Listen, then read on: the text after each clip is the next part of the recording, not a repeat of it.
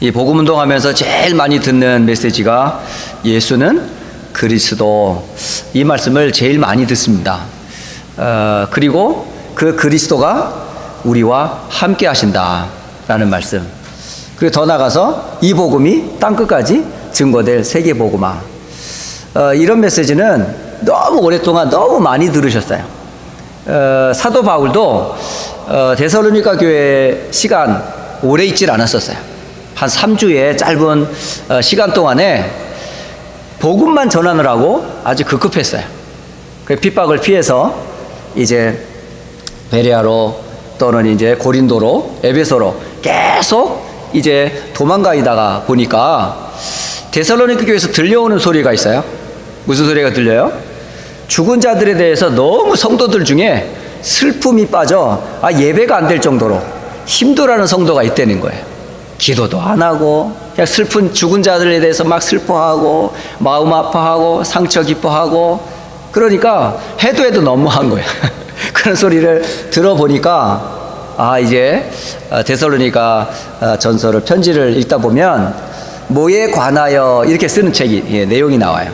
그 중에 여기 보면 4장 9절에는 형제 사랑에 관하여, 그러니까 그들의 이제 형제 사랑에 관한 부분들을 질문에 대답하는 이야기가 나오고, 또 4장 13절에 보면 자는 자들에 관하여 이렇게 돼 있어요. 이게 자는 자들은 곧 죽은 자들에 관하여 라는 말로 표현이 되고요. 그리고 5장 1절에 보면 형제들아 때와 시기에 관하여는, 그러니까 미처 이런 내용을 복음을 전하느라고 미처 전하지 못했던 부분들을 이제 편지를 통해서 이제 데살로니가 교인들에게 유익하고 꼭 필요한 부분들을 알려주는 메시지가 데살로니가 전서에 포함이 되어 있습니다. 자, 오늘 이 사도 바울이 이제 편지를 통해서 전해주는 메시지 중에 오늘의 제목이 뭐냐면 종말에 대하여. 이 종말은 크게 세 종말이 있어요. 어떤 종말이 있죠? 모든 사람은 다 뭐죠? 개인 종말이 있어요. 태어난 사람은 반드시 벌스데이가 있지만 반드시 뭐죠? 세미트리 데이가 있어요. 분명히 죽는 날이 있다고요. 무덤에 가는 이제 그날이 있어요. 그래요, 안 그래요? 오늘도 어느 분이 사진 하나 보여줬어요. 사진에 보니까 비석이 이렇게 있는데 비석에는 뭐가 꼭 들어가요? 태어난 날과 죽은 날이 기록이 돼요. 제 무덤에도 아마 제가 태어난 날과 죽은 날이 기록이 되어 있을 거예요. 근데 저는 굉장히 그 무덤에 그 생각을 하면 굉장히 감격이 돼요. 왜냐하면 제가 예전에 제 아내의 그 할머니가 되는 분이 이제 무덤에 거하시는 그 이제 그 무덤에 제가 갔어요. 갔는데 많은 죽은 묘소가 있더라고요. 그런데 여기에는 어떤 묘소, 이렇게 종류들이 다양하게 있는데 그 가운데 어느 제 눈에 확 뜨는 눈이 있었어요. 그게 어떤 무덤이냐면 기독교인들이 죽은 묘소였었어요. 거기 보니까 비석에 뭐라고 됐냐면 십자가가 딱 그려져 있고, 뭐 까맣든지 빨갛든지 어쨌든 십자가가 비석 위에 딱 그려져 있고, 거기에 있죠 이름 석자가 딱 있고 밑에 쫙 직분이 들어가 있는 거야. 그게 뭐죠? 아무개 성도 하고 날짜가 딱 태어난 날과 죽은 날이 기록되어 있어요. 그리고 또 다른 비석을 보니까 또 똑같이 십자가 그려져 있고 이름이 석자가 기록되어 있고 그 밑에 뭐죠? 집사, 장로, 권사 이렇게 되어 있는 거예요. 또 다른 무덤 보니까 역시 똑같이 십자가와 함께 석자의 이름이 있는데 거기에 목사 이렇게 되어 있죠. 제가 그 무덤의 비석을 보고요, 내가 죽은 다음에 비석에는 뭐라고 쓰여질까 생각을 해보니까 가장 명예로운 이름 석자 이응남 뒤에 뭐가 쓸까요? 목사 내지는 선교사, 이게 딱 새겨질 걸 생각하니까 가슴이 벅찬 거예요. 왜? 그 이름 석자와 그 밑에 있는 직분이 이 사람이 어떻게 살았는지를 알려주는 메시지니까. 그 죽음의 비석 앞에 선 사람들이 이 죽은 사람의 앞에서 자기의 인생을 뒤돌아볼 수 있는 시간표를 그 비석을 보면 생각할 수 있을 테니까. 저는 제 죽음의 날을 가만히 생각해 보면서 나는 어떤 죽음을 맞이할까? 내가 하나님 앞에 부끄럽지 않은 일생을 어떻게 하면 살 수 있을까? 저 그 생각을 하거든요. 왜? 저도 분명히 태어난 날이 있어요. 그리고 어느 날 엔딩하는 날이 분명히 있거든요. 그러면 제 짧은 생애 동안에 나는 어떻게 살았고 어떻게 죽었는지를 그 비석에 새겨진 석자의 이름과 함께 붙어있는 그 타이틀이 저를 드러내는 사실은 모습이거든요. 여러분들 비석에 어떻게 새겨지기를 원하세요? 누구나 피할 수 없어요. 이거는 돈 있는 사람도 돈 없는 사람도, 지식 있는 사람도 지식이 없는 사람도, 대통령도 저기 천한 사람도 누구나 피할 수 없는 게 뭐죠? 개인 종말, 곧 죽음의 부분. 이 부분에 대해서 성도들이 반드시 알아야 될 메시지. 그러면 불신자는 죽으면 끝이야 이래 말하죠. 그 죽으면 끝이야 라고 말하는 사람 틀린 말이에요. 죽으면 새로운 시작이 있어요. 끝이 아니고 영원한 시작이 시작돼요. 이걸 알면 함부로 죽음을 선택할 수 없어요. 사람들이 너무 괴로워, 너무 힘들어, 그래서 자살하는 사람이 있어요. 왜? 죽음은 끝나는 줄 알아요. 저는요, 죽음 이후에 그 죽음을 목도한 가족, 그 자살한 가족의 자녀들, 그 이웃들이요 엄청 큰 영적인 문제에 시달리는 걸 제가 봤어요. 여러분, 죽음은 끝이 아닙니다. 거기에 영적인 문제를 남겨놓고 간다고요. 나의 괴로움이 또 자녀들에게 그대로 전달이 된다고요. 그러니까 어떤 죽음을 맞이하냐에 따라 미래의 가족들과 후대들이 그 길을 걸어요. 우리 부모를 죽였던 그 사탄에게 잡혀서 후대들이 똑같이 그런 멸망의 길을 걸어가는 저주의 유산을 왜 물려주려고 그래요? 그래서 절대 자살하면 안 돼요. 절대 죽음 앞에서 여러분 함부로 선택하면 안 돼요. 스스로도 죽여도 안 되고 다른 사람을 죽여도 안 돼요. 살인죄는요 가장 큰 죄예요. 사람을 죽인 거는요 세상에서 가장 못된 놈이에요. 어떻게 사람을 죽여요? 그 생명이 어디서부터 왔는데. 어쨌든 여러분, 죽음은 끝이다? 그 거짓말입니다. 불신자는 자기의 생명이 자기 건 줄 알아요. 그리고 목숨 끊으면 모든 게 끝인 줄 알아요. 천만의 말씀이에요. 이따가 말씀을 드릴 거거든요. 그래서 어쨌든 이 부분들 분명히 아셔야 돼요. 그래서 개인의 종말이 분명히 있다, 이거 아셔야 돼요. 그리고 분명히 시대마다 종말이 있어요. 애굽 시대의 끝이 있었고요, 블레셋 시대의 끝이 있었고, 바벨론 시대의 끝이 있었고요, 로마 시대의 끝이 있었어요. 중세 시대가 끝이 있었고, 결국은 이제 모든 근대 현대사의 시작과 끝이 분명히 있어요. 그게 1000년이 될지 500년이 될지 뭐 몇십 년이 될지 그건 몰라요. 그 시기와 때는 누구의 권한에 있으니까? 하나님이 그 시기를 정하는 거예요. 그러니까 시대의 종말도 반드시 있습니다. 그리고 반드시 지구의 종말도 있습니다. 개인의 죽음 앞에서, 시대의 운동과 그 끝 앞에서, 그리고 마지막 지구의 재림과 그 종말과 예수님의 재림 앞에서 오늘 여러분이 꼭 붙잡아야 될 말씀을, 오늘 하나님의 말씀 데살로니가전서 4장과 5장은 우리에게 전해주고 있습니다. 바울은 이거를 데살로니가 교회의 편지를 통해서 꼭 알아야 될 부분에 대해서 알려주고 있어요. 그렇다면 오늘 그 편지를 받아보는 오늘 우리 교회와 우리 성도들과 제가 이 말씀을 하나님의 음성으로 듣기를 주 예수 그리스도의 이름으로 축복합니다. 그런데 이 죽음과 종말을 잘못 이용해서 사람들을 혼란케 하는 틀린 종말들이 참 많이 덧돌고 있어요. 잘못된 종말론, 그게 뭘까요? 대표적으로 한 4종류의 잘못된 종말론이 있어요. 그 첫 번째 종말론이 뭐냐면 예수님의 재림의 날짜를 계산하고 주장하는 시한부 종말론이 있어요. 대표적으로 한국에 있었던 아주 종말론의 그 대표적인 사례가 있어요. 여러분 아시죠? 그게 바로 뭐냐면 다미 선교회라고 하는 선교회가 있었어요.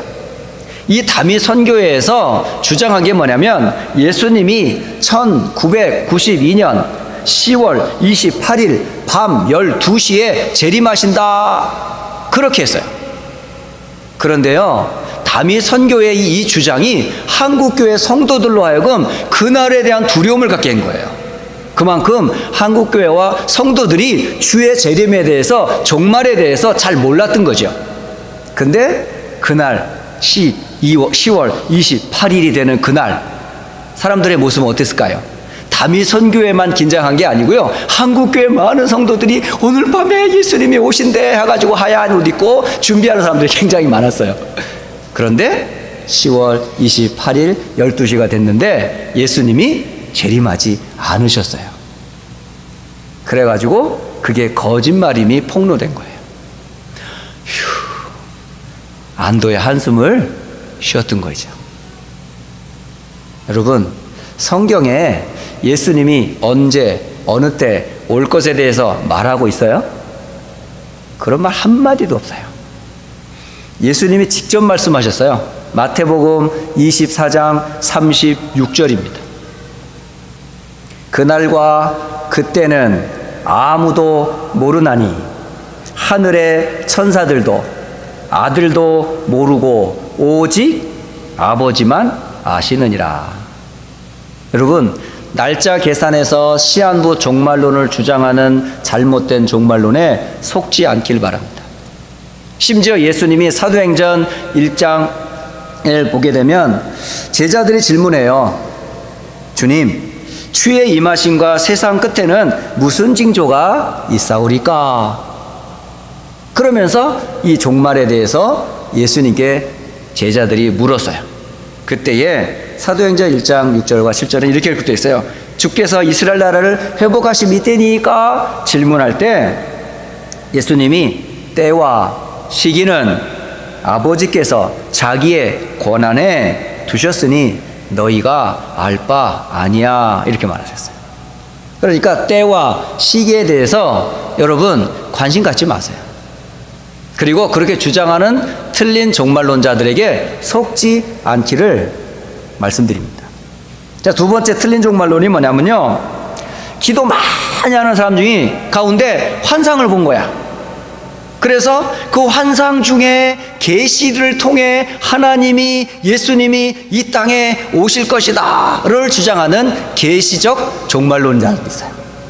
그러니까 하나님이 내게 계시하셨어.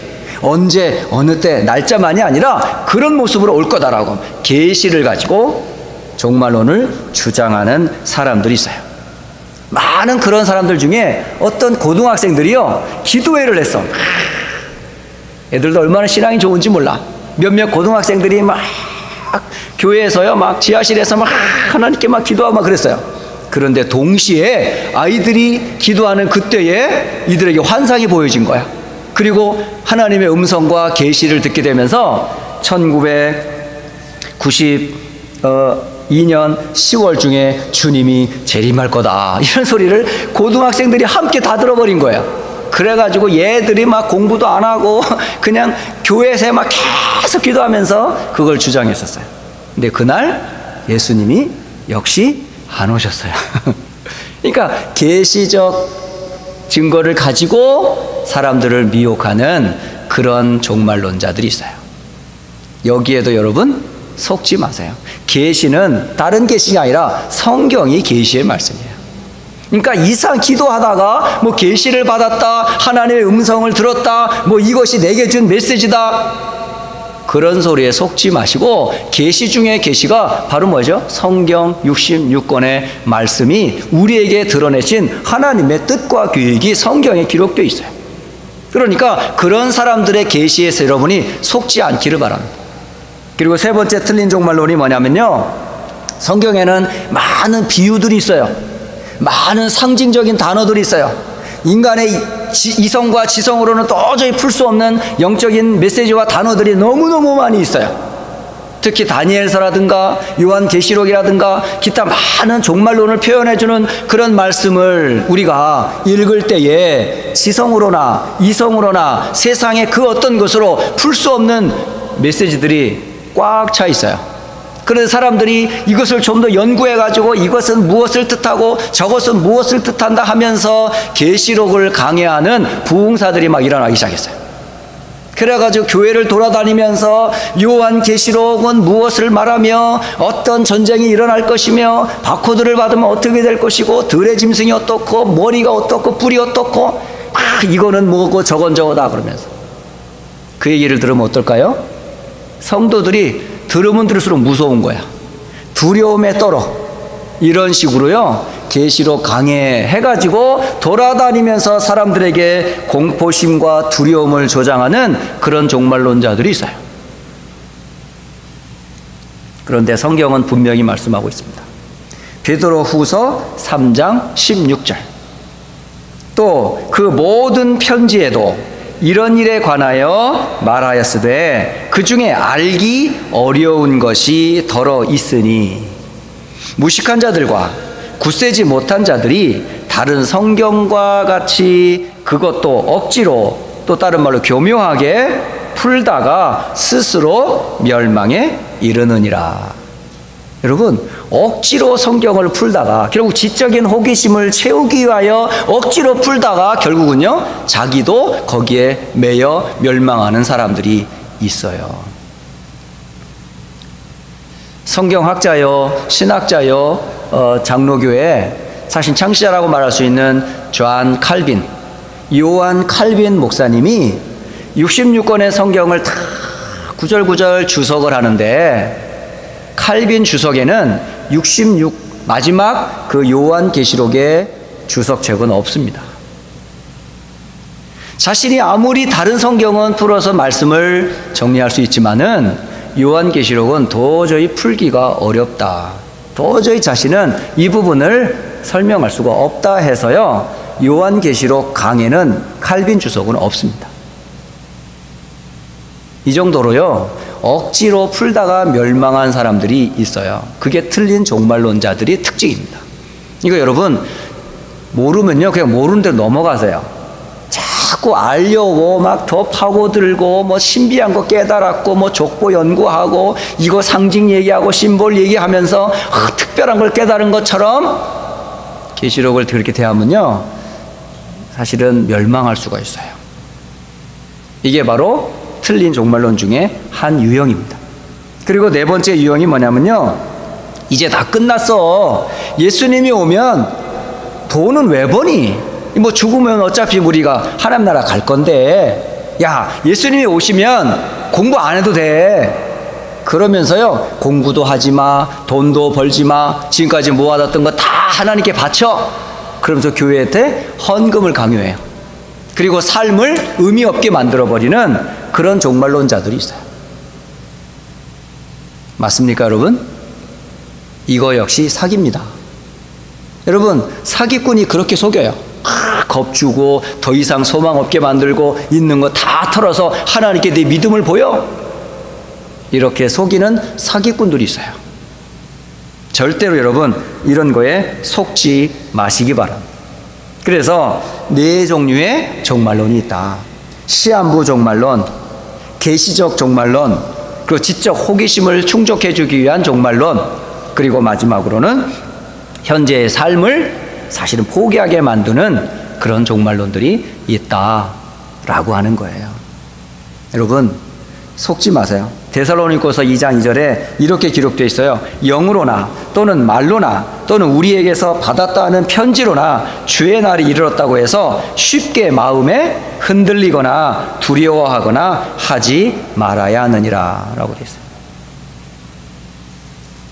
그래서 여러분이 종말을 분명히 오게 될 텐데 여러분 이렇게 틀린 종말론에 여러분 속지 마시고요. 성경에서 우리의 종말을 또 우리의 죽음과 그 재림과 그 부활을 어떻게 말씀하고 있는지 오늘 성경에서 여러분 그 기준을 분명히 나의 것으로 삼기를 바랍니다. 그래서 첫째 뭐냐면 종말과 부활에 관해 바울이 오늘 데살로니가전서 4장 13절에 이렇게 기록하잖아요. 형제들아 자는 자들에 관하여서는 여기 잔다고 돼 있어요. 여러분 잔다? 죽음과 잔다 이런 맞는 말이에요? 많은 분들이 죽었다 그러지 잔다 말하지 않아요. 심지어 많은 크리스찬들도 돌아가셨어 이렇게 말해. 죽었어 이렇게 표현을 해요. 그런데 성경에서는 뭐라고 얘기해요? 잔다라고 돼 있어요. 그러니까 죽음을 죽음으로 말하지 않고요, 죽음을 잠으로 표현합니다. 그런 증거들이 여러 있어요. 대표적으로 예수님이 요한복음 11장 1절로 45절에 보면 아주 사랑하는 렘넌트 가족이 있어요. 그 렘넌트 가족이 누구냐면 마르다, 마리아, 나사로, 이 3남매가 살고 있는 베다니 마을에서 이들을 아주 잘 이렇게 사랑하던 그런 남매들이 있었어요.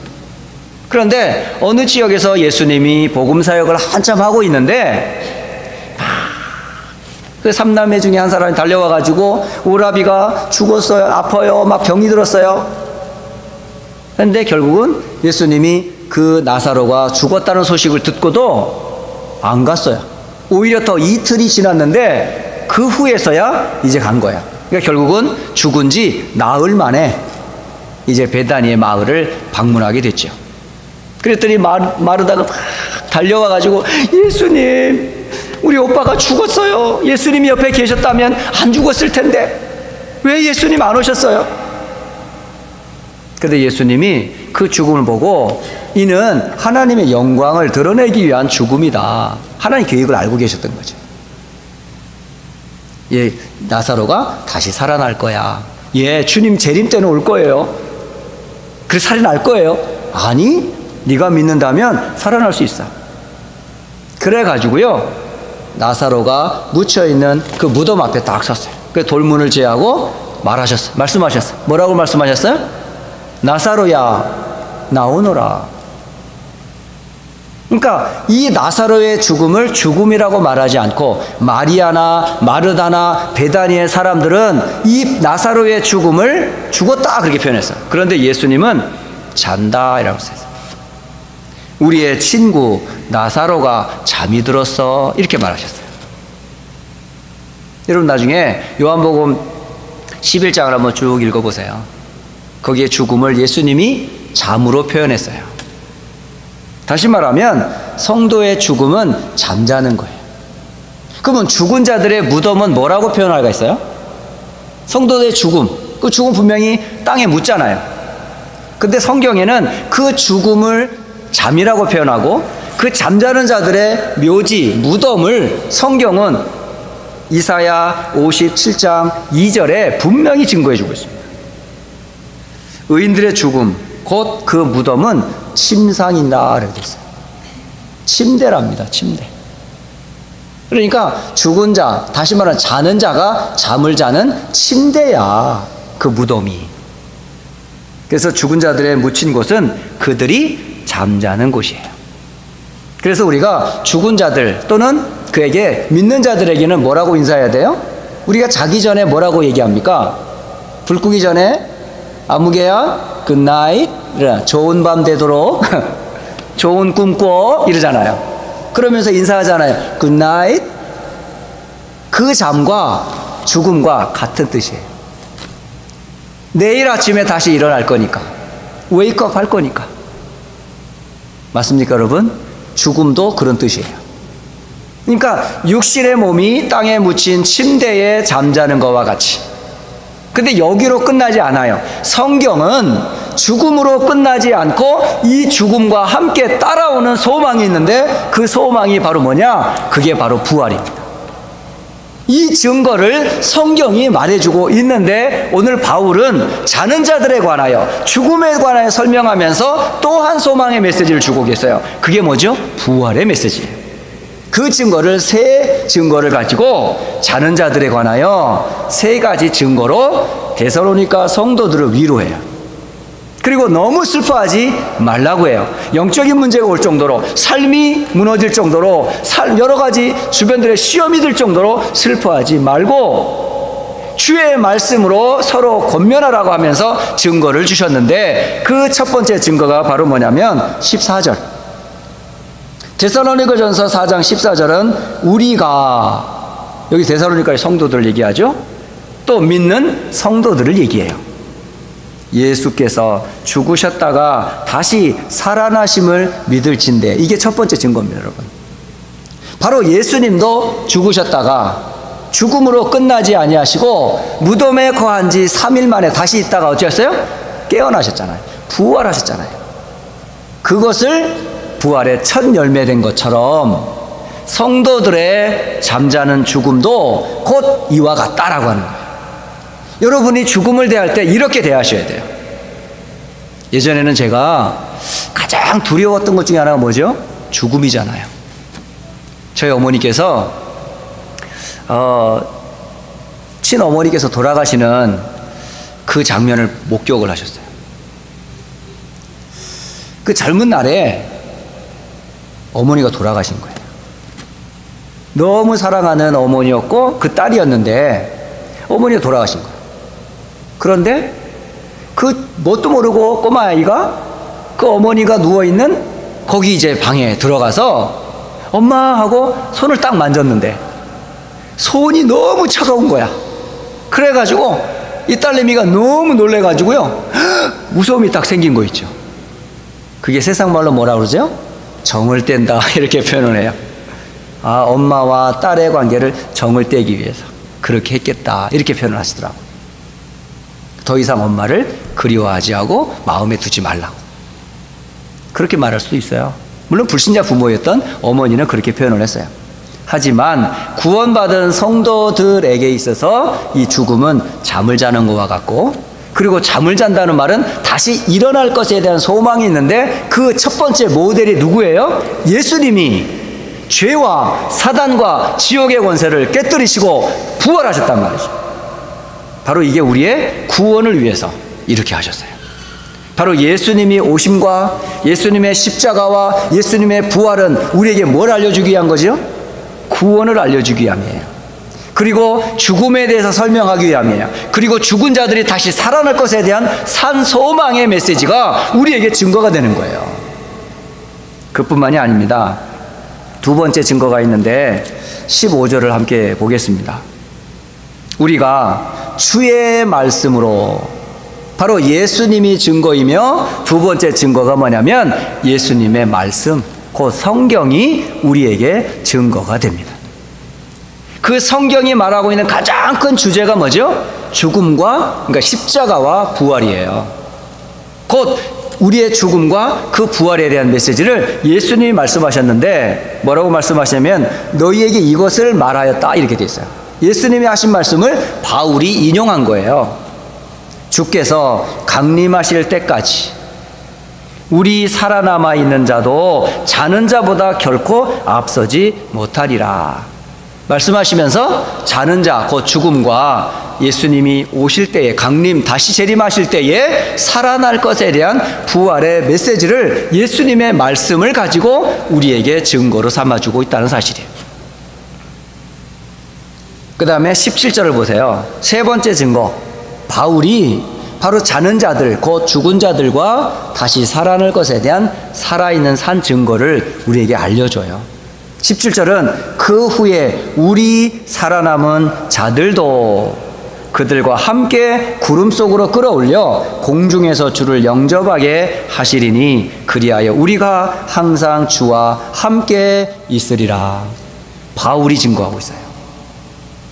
그러니까 죽음과 부활, 이 부분에 대해서 믿는 자는 자는 자요, 믿는 자는 다시 부활할 거요, 믿는 자는 공중의 주와 함께 영원한 천국잔치에 참여하게 돼요.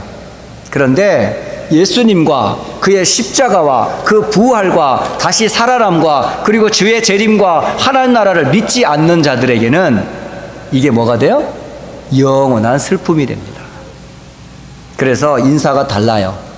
불신자에게는 굿바이라고 그러는 거예요.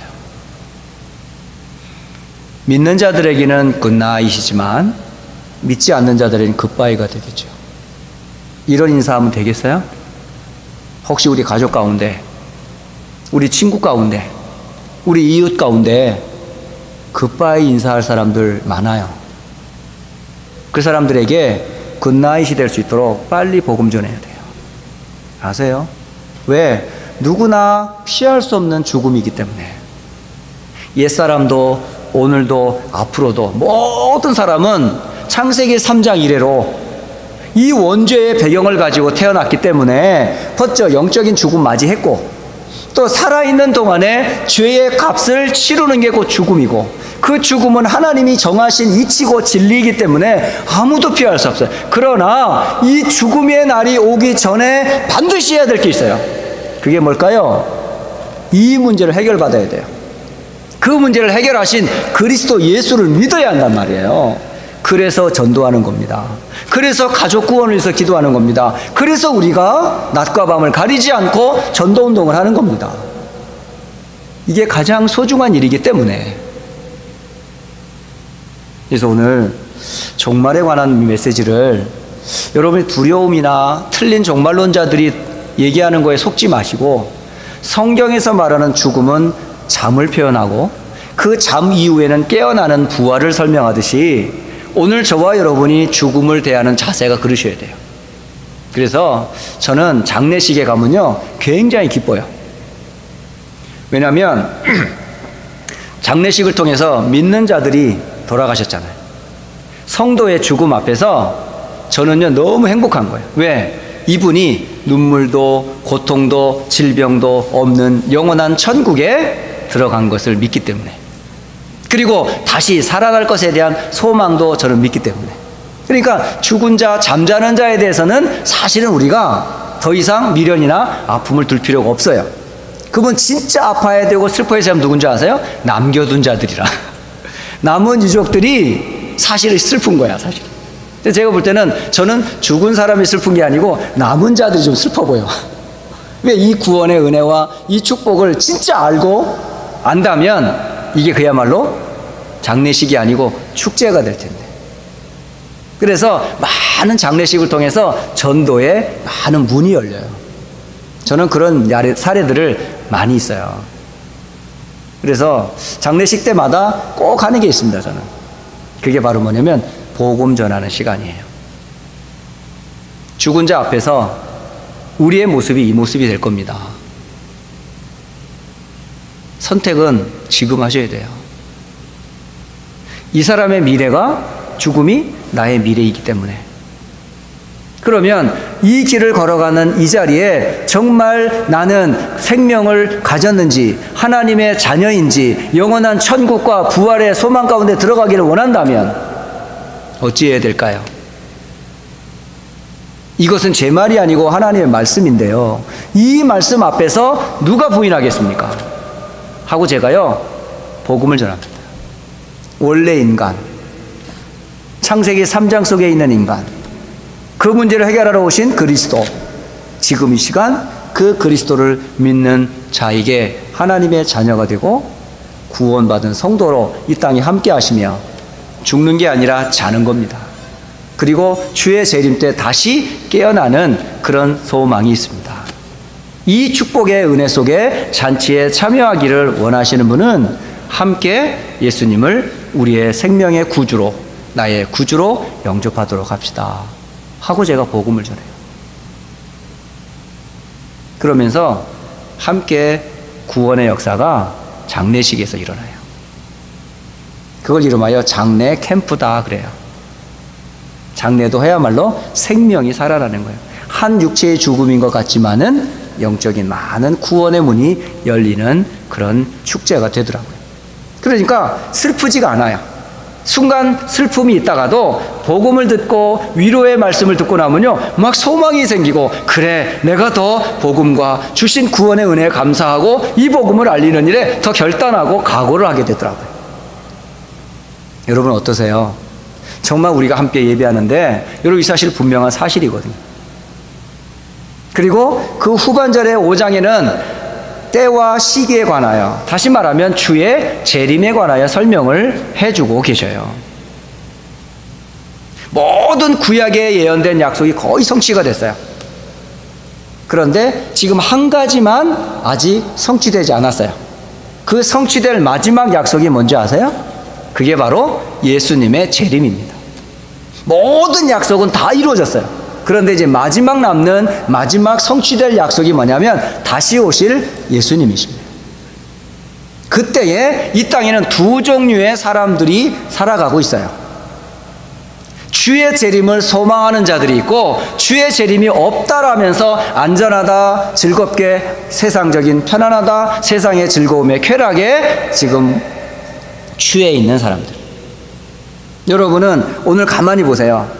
여기 지금 여러분은 낮에 속한 사람인가요? 어둠에 속한 사람인가요? 빛의 자녀들인가요? 어둠에 속한 자녀인가요? 소망이 있는 자인가요? 소망이 없는 자인가요? 재림 앞에 섰을 때에 소망이 있는 자는 어떻게 대할까요? 기다렸다는 듯이 환영을 할 거고, 정말 어둠 가운데 있거나 죄 가운데 있거나 세상의 쾌락에 있는 사람들은 도둑같이 예수님이 임하시는 그런 재림을 맞이하게 될 거예요. 그래서 제가 오늘 여러분에게 말씀드리고 싶은 것은 그리스도인의, 여러분의 믿는 자들의 영적인 의무 두 가지를 마무리하고 말씀을 전하고자 합니다. 자, 성경을 한번 잘 보세요.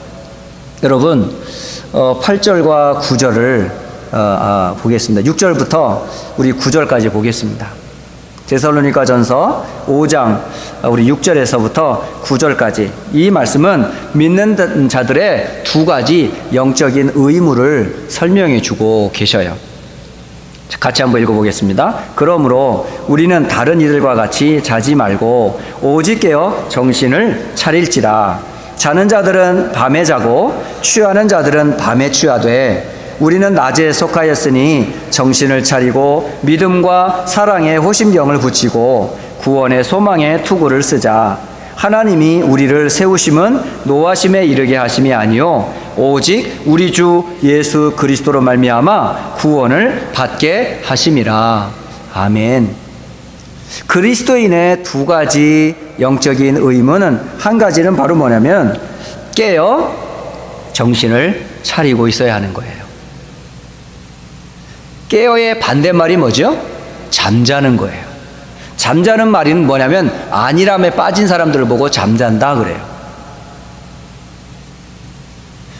또 하나 정신을 차려라 이렇게 말해요. 정신을 차리라 하는 이 말은 근신해라 또는 절제해라 라는 말이에요. 여러분이 맛있는 음식을 앞에 두고 그 식욕을 참지 못해가지고 여러분이 계속 먹어요. 그러면 계속 먹으면 여러분 어떻게 해요? 그날 밤에 체중계에 올라가 보면 바로 뭐 이렇게 체중이 표시가 나는 사람도 있지만은 그게 이틀, 3일 지나면 이게 불어. 그러면 어떻게 돼요? 그 식욕을 절제하지 못하고 먹었던 그 음식이 살이 되고 지방이 되고 뭐가 돼가지고 이 몸이 불은 거야. 그럼 어떻게 돼요? 몸이 무거울수록 피곤함이 빨리 옵니다, 여러분.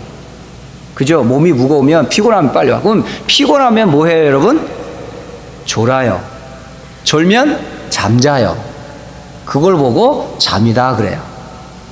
여러분이 절제하지 못하면 이거 먹는 양을 조절하지 않고 이거를 만약에 절제하지 않아 버리면요 여러분 잠에 빠집니다. 그러면 몸이 더 불어. 결국은 이제 더 이상 힘들어. 그와 같이 우리가 안일함의 잠에 또 육신적인 쾌락의 잠에 세상적인 즐거움에 절제 없이 어떤 한계를 두지 않고 거기에 계속 빠져 들어가면요 영적인 감각이 둔해져요.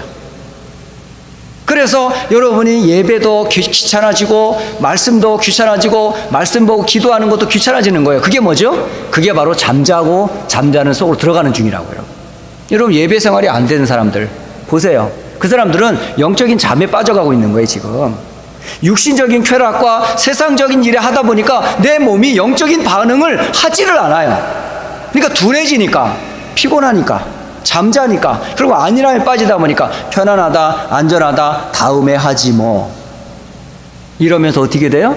안일한 잠에 빠져들어가다 보면 영적인 게 둔해진다고요. 여러분 자다 보면 우리의 감각이 사라지잖아요. 누가 건드려도 모르잖아. 어떤 애들은 어버가도 모르는데 그만큼 잠잘 정도면 잠은요 감각이 다 사라져버리는 거예요. 영적인 잠도 똑같아요. 여러분 안전하다, 평안하다, 좀 더 눕자, 좀 더 쉬자, 그게 여러분 감각이 없어지는 거예요. 지금 스스로 지금 그런 속에 있는 사람도 있을지도 몰라요. 영적인 잠에서 깨어나셔야 돼요. 그리고요 그리스도인의 마땅한 의무인 정신을 차리고 하나님 말씀 앞에서 기도 속에서 한계를 짓고요 나름대로 절제 생활을 하셔야 돼요. 그 규모를 갖춰야 되는 거예요. 그래서 말씀을 보고 나의 말씀 찾고 나의 기도 찾고 나의 전도, 나의 삶의 규모를 가지고 삶을 준비해야 된다고요. 이런 근신하고 깨어있지 않으면 어느 날 주님이 오실 때 준비 안 되고 허둥지둥 주님을 만나는 부끄러운 구원과 그런 불신자들처럼 부끄러움을 당할 수도 있단 말입니다. 두 번째로는 의무해야, 첫 번째는 깨어 정신을 차리라는 것이 그리스도의 영적인 의무라면 또 한 가지는 뭐냐면요 8절에 이렇게 돼 있죠. 낮에 속하였으니 정신을 차리라 하는 말과 또 하나 믿음과 사랑에 호심경을 붙이고 구원의 소망의 투구를 쓰자. 이게 무슨 말이에요? 영적 무장을 하란 말이에요. 여러분 우리 신체에서 가장 중요한 두 부위가 있어요. 그 부위가 어디죠? 머리예요. 머리의 뇌. 그리고 우리 몸에 가장 다 중요한 내장이지만은 가장 중요한 장기가 뭐죠? 피를 만드는 심장이라고. 심장. 그러니까 머리와 심장을 보호해 줘야 돼요. 그럼 머리에는 뭘 써야 되죠? 헬멧을 쓰셔야 되는 거예요. 투구를. 그 투구의 이름이 뭔지 아세요? 소망의 투구라고요. 그 소망의 이름이 뭔지 아세요? 구원. 여러분이 항상 구원에 대한 비밀과 그 은혜를 여러분 머릿속에 각인, 뿌리, 체질, 생각, 영혼에 계속 뿌리 내리셔야 돼요. 받은 구원을 늘 감격하시고 받은 구원의 은혜에 늘 행복하고 그것 때문에 여러분이 늘 말씀을 생각하는 거라고요. 구원의 소망의 투구로 무장하시고 그리고 여기는 뭐라고 되어 있어요? 지금 심장, 하트라고 하는 이 심장에는 무엇을 붙이라고요? 사랑과 믿음의 호심경이라고 붙어 있어요. 이 호심경은 다른 말로 방패를 말하는 거예요. 갑옷을 말하는 거라고요. 그러니까 이 두 곳을 보호하라는 거예요. 이 두 곳은 나의 생명을 보호하는 부분일 뿐만 아니라 내 생명의 근원이 머리와 가슴이란 말이에요. 그러니까 여러분의 영혼의 보호처를 구원과 어디로? 여러분 믿음과 사랑, 그게 바로 호심경이라는 갑옷을 씌워야 돼요. 그것을 보고 영적인 무장을 하라 그러는 겁니다. 여러분. 그래야 여러분 주님 오실 그때에 도둑과 같이 갑자기 임하는 그런 주님을 만나지 않아요. 그러니까 불신자들은 도둑같이 임산부가 갑자기 통증이 와서 준비 안 하고 헐레벌떡 하는 것처럼 그런 주님의 재림을 만나는 불신자가 있는가 하면 늘 깨어 영적인 잠을 자지 않고 계속 근신하는 사람, 절제하는 사람에게 늘 말씀 가지고 나의 삶을 정리하는 사람에게는 주님이 어떻게 오실까? 도둑처럼 오지 않아요. 준비된 대로 우리는 기쁨으로 만나게 된다고요. 그래서 여러분 그리스도인의 마땅한 두 가지 의무는 바로 정신을 차리고 깨어 정신을 차리라는 것과 그리고 여러분 영적인 무장을 항상 하고 계셔야 해요. 오늘 이 시간에 저는 여러분에게나 저에게나 이 말씀 앞에서 함께 고백하는 시간 잠시 가졌으면 좋겠습니다. 아무도 피할 수 없습니다. 죽음은 아무도 피할 수 없습니다. 그러나 죽음 이후에는 소망이 없어요. 언제 소망이 있는 줄 아세요? 지금이에요. 지금 우리는 구원을 받아야 돼요. 지금 우리는 죄와 죽음 문제 해결해야 돼요. 지금 우리는 부활의 첫 열매인 예수님처럼 부활의 두 번째, 세 번째 열매를 맺게 될 텐데 그게 언제 결정되는 줄 아세요? 지금이에요. 그러면 그 방법이 뭔데요? 모든 문제를 해결하신 예수님을 나의 생명으로, 십자가에서 피 흘린 그 예수님을 나의 구주로, 사망 권세를 깨뜨리신 그 주님이 나의 주인으로, 나의 영혼 속의 주인으로 고백하는 거예요. 그게 최고의 축복입니다. 그래서 이 시간에 함께 예수님을 나의 구주로 고백하는 구원의 시간을 같이 확신하면서 고백하는 시간 갖겠습니다. 저와 함께 제가 기도할 때에 저를 따라 함께 여러분 믿음을 담아서 마음의 문을 열고 예수님을 구주로 고백하는 그런 시간을 갖겠습니다. 제가 먼저 기도하겠습니다. 저를 따라 기도하시면 되겠습니다. 살아계신 하나님, 저는 죄인입니다. 하나님을 떠난 자입니다. 마귀에게 잡힌 자입니다. 세상 가운데 살다가 영원한 죽음 가운데 갈 수밖에 없는 자입니다. 그런 저를 위하여 예수님께서 그리스도로 이 땅에 오셨습니다. 십자가에서 모든 죄를 해결하시고 피 흘려 죽으셨습니다. 사탄을 깨뜨리시고 죽음을 깨뜨리시고 부활하신 예수님, 지금 이 자리에 성령으로 함께 하심을 믿습니다. 제 마음의 문을 열고 예수님을 그리스도로 영접합니다. 예수님을 나의 주인으로 영접합니다. 세상 끝날까지 나와 함께 하심을 믿습니다. 모든 문제를 해결하신 예수 그리스도의 이름으로 기도합니다. 아멘. 함께 찬송가